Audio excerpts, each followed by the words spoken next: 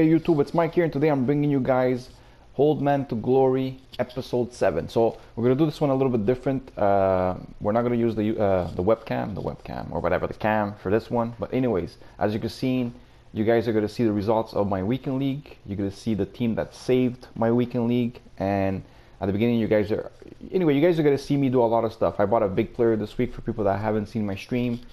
There's a few things that you guys are going to see what's going to happen throughout the video and everything. I'm going to explain. I'm going to go through details, everything, and why I did not perform well with this particular team that you see right here. The reason why I'm showing you this team in this formation is because whenever you're using a concept squad, you can't go in game plans and stuff like that. So I just wanted to show you exactly how my team looked like when I was in game. So this was the team that I was using at the beginning of the weekend league. Okay, when the weekend league started, I went 3-0, and then I went on the biggest losing streak ever in my life playing this game, in whatever playing FIFA. I ended up losing 8 consecutive games with this particular team, and at that point there, I knew I had to make some changes and make some changes real fast. Now, I explained why I didn't like what was happening. A lot of people, pump guys like Martial and stuff like that. Me personally, 3-star weak foot, medium. This guy just doesn't work for me. He worked for me for a few games, but afterwards he went completely unnoticeable throughout games and just kept like screwing up moments that could have made differences in those games that I lost. Like I said, he's not a complete bad player. I just feel like he feels weak. You look at his strength, 71.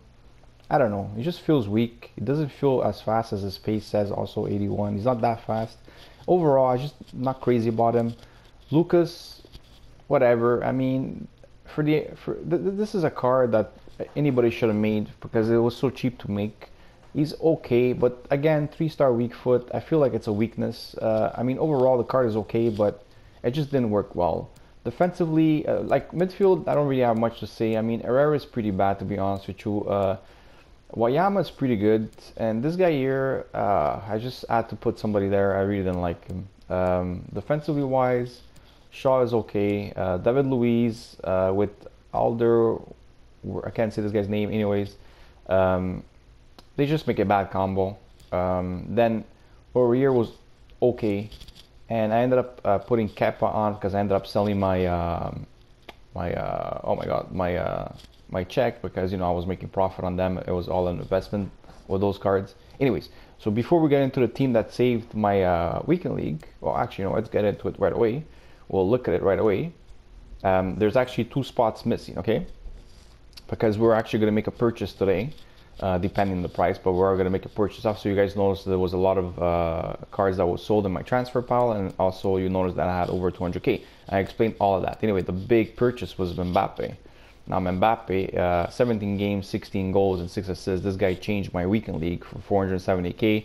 He saved my weekend league, okay? We had Zeko over here, but Zeko, I was making profit on him, so I decided to eventually sell him. I did play over 100 games with him. I really did like him a lot, but it's time to go get a real striker. Now, for the moment, we're just going to put Belotti here because he fits perfectly. Also, Belotti has 95 games for me, 71 goals. He has a 5-star weak foot for the moment. He's going to be there because I'm going to probably buy my striker tonight once the squad battle rewards are there. Okay, because I'll probably get him cheaper. My main purchase for my striker is Immobile. That's the guy I want to get. Okay, my midfield worked pretty well. Overall, worked pretty well. I think Draxler is just not that great, but as you can see, he's a 5-star weak foot. He only had 1 goal.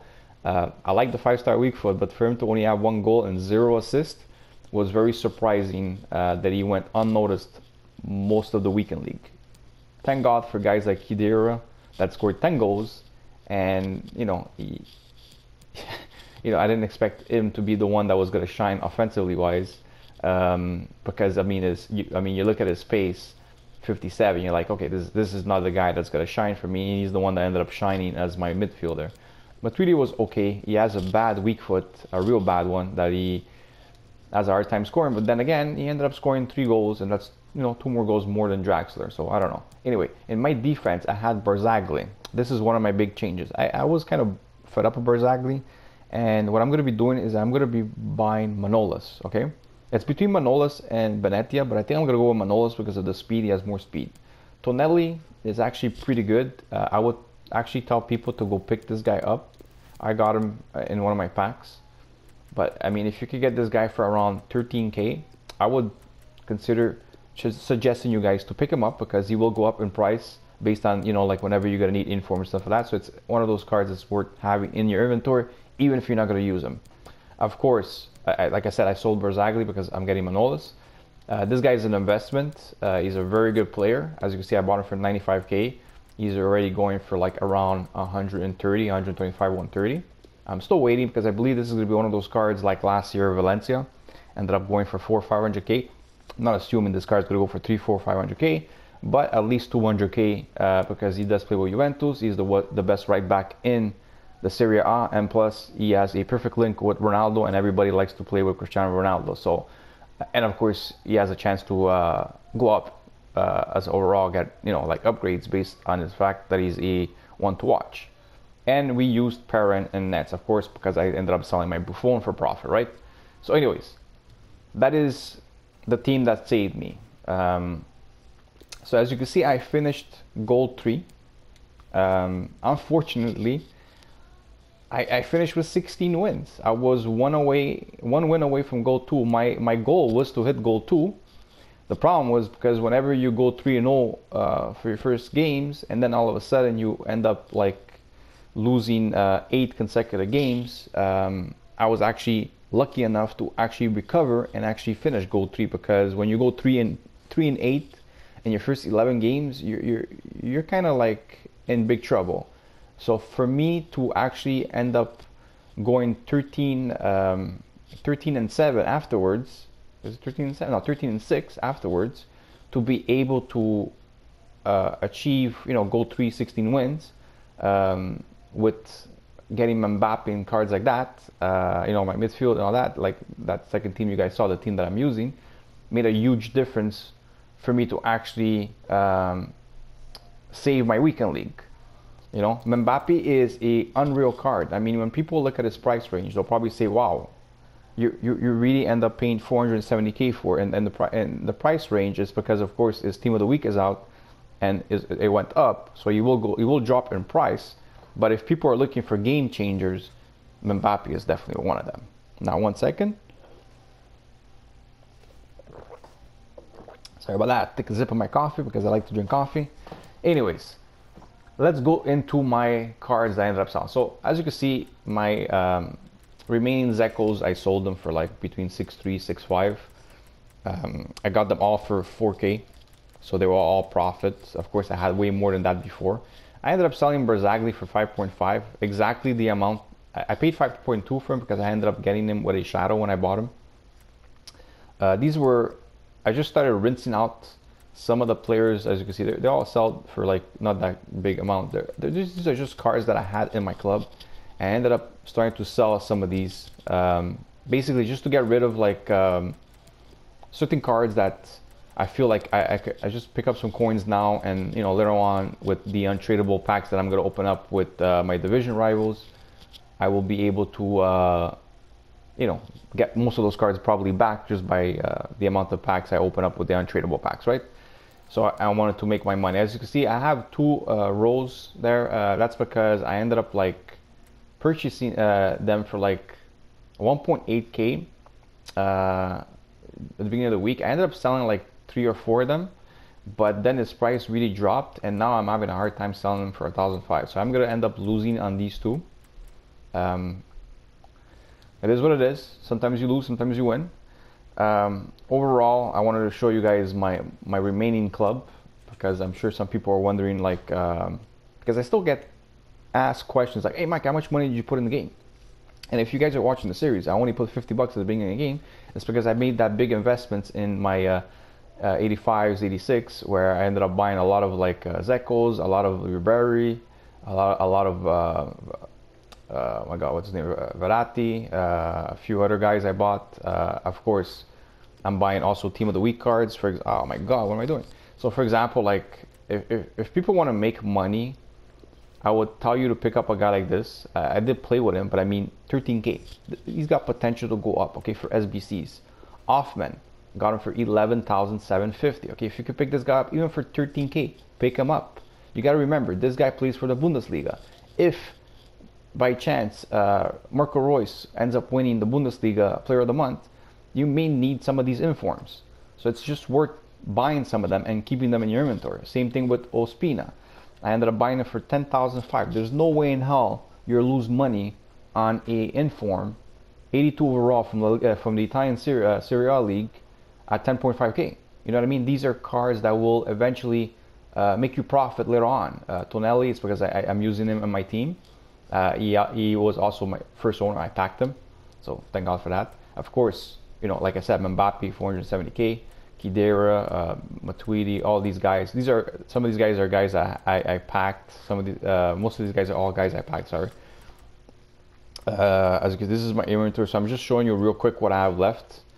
So those are my gold rares. I do have a lot of unrare golds that could be worth a decent amount of money if I check them all. Like some of them could be going for a good amount. I don't know. I would have to check them one by one. So I'm not going to do that exactly right now, but I will eventually clean up my club because, you know, since we have a lot of untradables this year, you're going to see them very, very soon. I only have a few pages of, see, these are my tradable. Of course, it starts with Lucas. Look, these are all the guys that I packed in my tradable division rivals so far. As you can see, I have a few pages of some, you know, a lot of like these untradeable cards that I will eventually use for SBCs.